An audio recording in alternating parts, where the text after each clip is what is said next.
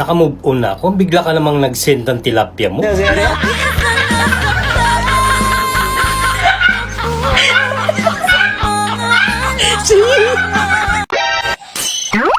Bukod sa pisngi mo,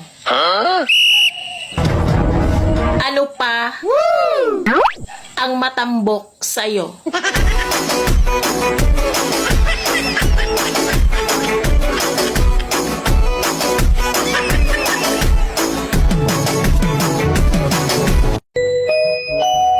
Kung wala po kayong magawa, buksan po ang zipper, ipasok ang kamay sa loob, tukutin ang libro, magbasa ka. Ano ba nasa isip mo?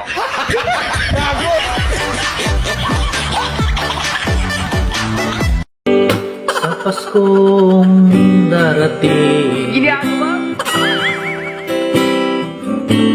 walang hiya, single ka pa rin. Wala man lang ka holding hands, kayakap sa malamig na hangin. Lagi na lang nabibigo pagdating sa pagmamahal.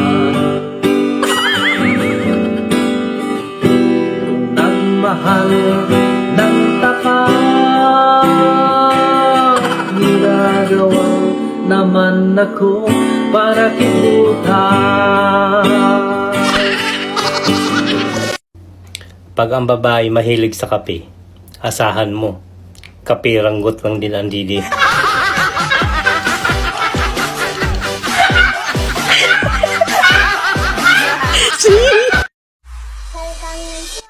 Hayop na mukha to.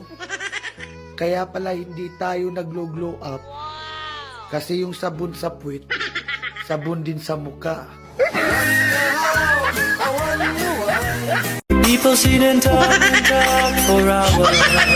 Naalala ko yung mga badyaw nung minsan sumakay ako ng barko papuntang Cebu.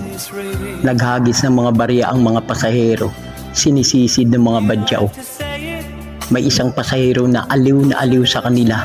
Kinuha yung barya mga isang tabo at hinihagis sa dagat. Nagsipagtalunan yung mga badyaw. Grabe ang haba ng hininga nila. Mga 30 minutes na wala pang lumulutang kahit isa. Natakot yung pasahero. Tumawag ng Coast Guard para tingnan sila. Ayun, nagkakarakrus na pala.